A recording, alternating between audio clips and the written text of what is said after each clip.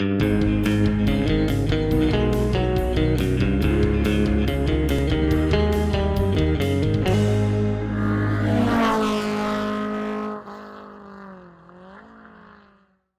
everybody, it's Charlie from Daily Motor, and this review is a little different and a little bit special to me because I've got my hands on a car that I used to own, not the exact car, but a very similar model.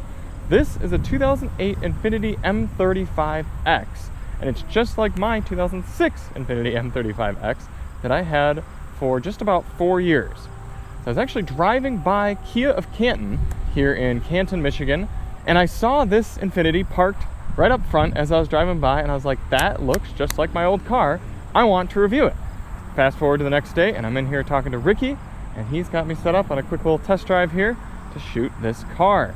So if you're in the Ann Arbor or Metro Detroit area and you need a Kia, or I don't know, looks like they've got a Subaru Impreza and a Dodge Avenger, hit up Ricky here at Kia of Canton. But the Infiniti M35X, this was a really special car to me. It was the first car that I actually seeked out, did a bunch of research on, and made an exciting purchase. I had owned a few cars before. Technically, I'd actually only had one car before my name. The very first car I actually ever owned in my name was a Toyota Prius. So I traded in my Prius for a high mileage Infiniti M35. This one is, like I said, 2 years newer than the one I had. Mine was an 06, but it was in the same pewter kind of brownish color. It was technically pre-butt lift, so this one's got a little bit smaller taillights than mine had. Mine were a little bit larger. It was kind of very characteristic of that car. This one has a few other flourishes, but it's got the same 3.5 liter VQ V6 motor, very characteristic of Nissan. It's actually the same engine they put in the 350Z. They used it in a lot of different applications. This car was actually class leading in its time. It won awards at Car and Driver in comparison tests, Motor Trend. All the major outlets lauded this for being an excellent mid-sized luxury sedan, and that it was. They also made an M45, which had a 4.5 liter V8 making about 330 horse. This 3.5 liter made 280 horse in the year I had it. I think this one should be the same, although I think in 2009 they bumped it up a little bit. And the X stands for all-wheel drive. So this actually has a very similar all-wheel drive system to that in the R33 Nissan Skyline. So it's a rear-wheel drive bias. It actually sends all the power to the rear wheels until it senses slip, and then it goes up to, I think, about 50-50. So it makes it a hoot, holler and a half in the snow. You can slide it around, have a whole bunch of fun. Not the most fuel efficient. It's only rocking a 5-speed automatic, so it revs kind of high on the highway. Also noticing this has a little bit of damage right here, so that's unfortunate because the rest of the car is really pretty and really clean. Being a mid-size sedan, you get a lot of space in the trunk. Also, it's really nice Infiniti carpet, although it looks like this one has not had its cleaning yet, so Kia of Canton will have to get onto that, but I know they just got it on the lot recently. Back seat, again, needs a little bit of cleaning up, but a lot of space back here and a very comfortable place to be as well. You got flip down armrest with some storage and some cup holders in there. Got rear vents. No heated seats back here, but you can smoke, so that's nice. And then this is a little sneak peek of the main reason I wanted to review this car is because it's got a coveted feature, the top 14 speaker Bose sound system, which gives some audio auxiliary inputs right there, and these speakers right in the seats. So you've got these 4 speakers plus 10 other speakers around the car. It was a really good sound system, and I'm actually looking forward to doing a dedicated sound system review on this car just as a little throwback. Before we get in the front, let's check out the motor. Plenty of time doing work on the engine of my car. Didn't need a lot of work when I had it, but a lot of preventative work and various little things that needed. You can see very covered up in all sorts of plastics, but you usually pull those off and get right to that 3.5 liter V6. I loved the front looks of this car. The swiveling headlights, xenons worked really well. A lot of forward advanced features back in this time. And when my car came out, 2006, you still had proxy key, which was big. You've got seat memory, you've got that 14 speaker Bose sound system. You can see it's got easy entrance and exit, so as I start up the car, it moves itself into right where the seat was last. Air conditioning coming on. It's a neat layout for the interior. Close these little things. You got the fake wood grain all around. You got a sunroof, pretty standard fare. These split adjustment folding armrests, I really liked those. You can allow you and your passenger to get comfortable, and then the whole thing opens up. You got your DVD player. You could actually play DVDs on this, only static, but when you were stopped, you could actually play DVDs, and that was useful also for DVD audio. This was big too, heated and cooled seats. 2006, for only about, I think this car started about $40,000 or $50,000, you could get heated and cooled seats. And of course the classy little Infiniti clock there. Very few differences from this car to mine, although mine had orange gauges. This one's got kind of purple and white. I really liked the orange gauges on my car. It was a really easy color on your eyes, but these look good as well. Adaptive cruise control is another feature that this had in 2006. I tell you, this adaptive cruise worked better in 2006 than a lot of adaptive cruises do now. So this is my first time driving this car. Haven't driven one of these since I sold mine back in, oh geez, when was that? I sold my car back, it was before I got the Porsche, so I think it's 2018. Ooh, touchy throttle.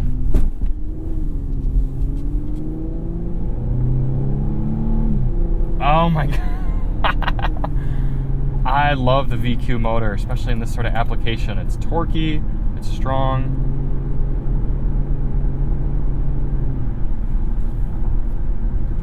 Gosh, what a comfortable car. There's obviously going to be some nostalgia and bias in this, but the seating position, I mean, it's so squishy right here on the door rest, it's squishy here, and you can pull that way up, so you can rest your elbow exactly how you want it, and then rest your hand on the shifter if you want, which also has a manual mode. You can, very satisfying over, and then your fourth, third.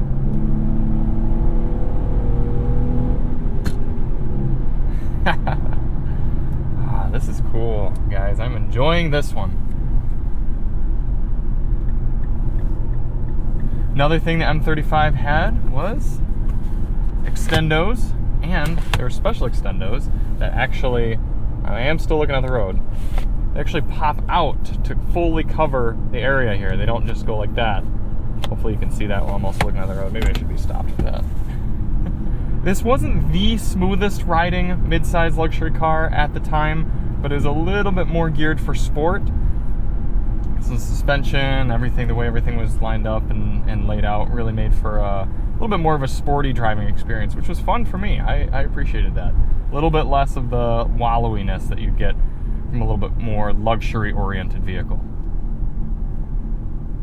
And you had navigation, even though it was quite rudimentary. You can see your mapping right there. That was the main thing it was useful for, was just having a map. I put a lot of miles on my M35. I think I put about 40 or 50,000 over the course of a few years. It was a great car in all seasons. I enjoyed it. The only reason I got rid of it was there wasn't much reason for me to have a sedan. I had gotten the Boxster, so for a small bit there I had the Infiniti and the Boxster. And I was like, well, if I've already got the Boxster for doing most daily driving duties and kind of car duties, if you will, I was like, I should get a utility-ish sort of vehicle to add some use to my fleet as well as save a little bit of money. So I bought my Town & Country for $750 and sold this for a decent price.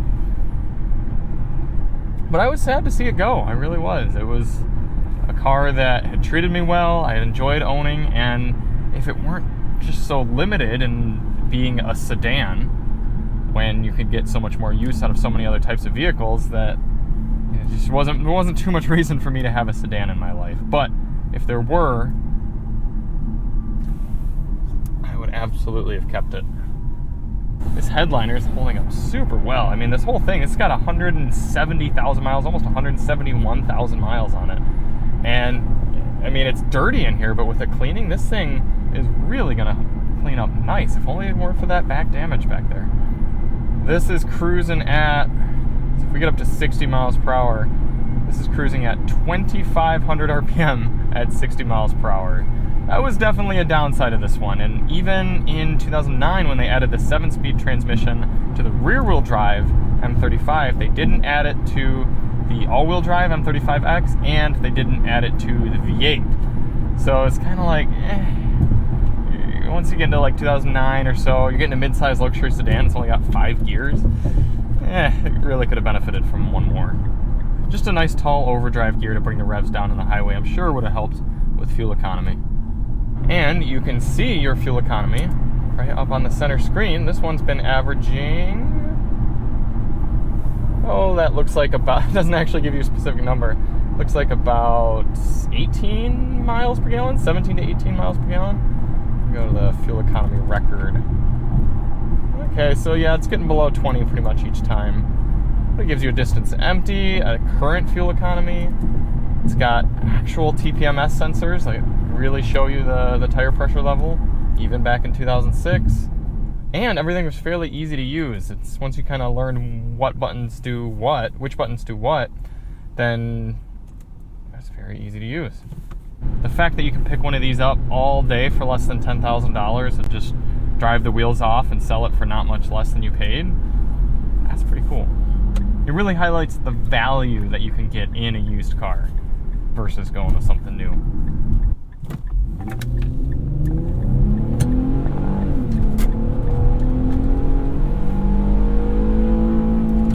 Does hold gears, 7,000 RPM red line.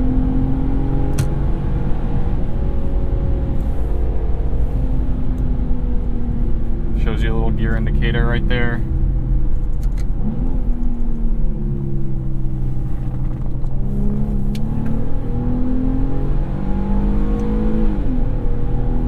Oh, even at 171,000 miles, such smooth shifts.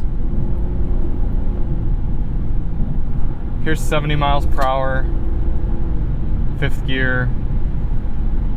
There's no vibration in the steering wheel. There's a little pull to the left. But man, this thing is smooth. I remember Nathan taking this on a highway road trip and saying it was one of the most peaceful road trips he'd ever done.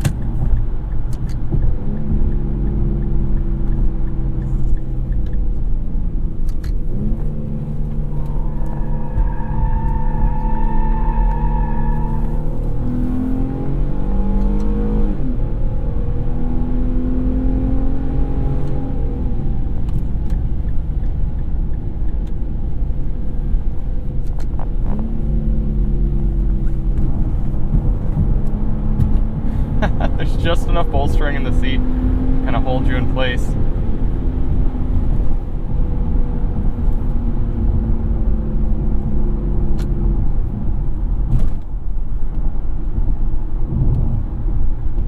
A little bit of shudder through the cabin there. I could see these shocks being a little tired. You could also disable the traction control, which was super nice. You could take off full stability control off and just absolutely hoon through the snow. I think I might have some rudimentarily shot video of that. If I can find it, I'll put it in here.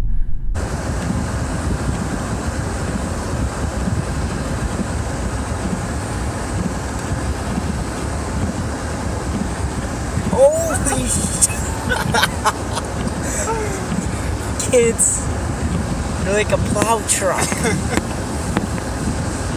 I can't believe this thing isn't getting stuck. Look at this. Open your door and just look how much snow there is. Right, I'll just go out.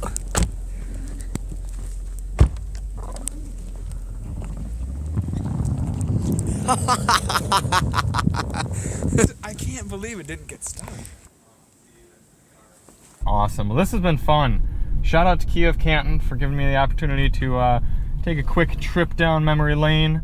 And after this, we're going to shoot a little sound system test, a little classic Daily Motor sound system test on this 14-speaker Bose audio system, because I think this is one of the best ones that you could get for this price point back in 2006. So it'll be interesting to see how it holds up.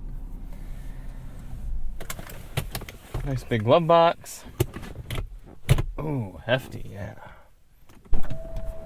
Love that easy entry, still working great. I turned the wheel the wrong way. Cool. Well, thank you all so much for watching. Hope you enjoyed that little bit. If you want to see more on the M35, I guess you can watch that sound system test. And we'll see you on the next one. I'm Charlie from Daily Motor, and as always, drive on.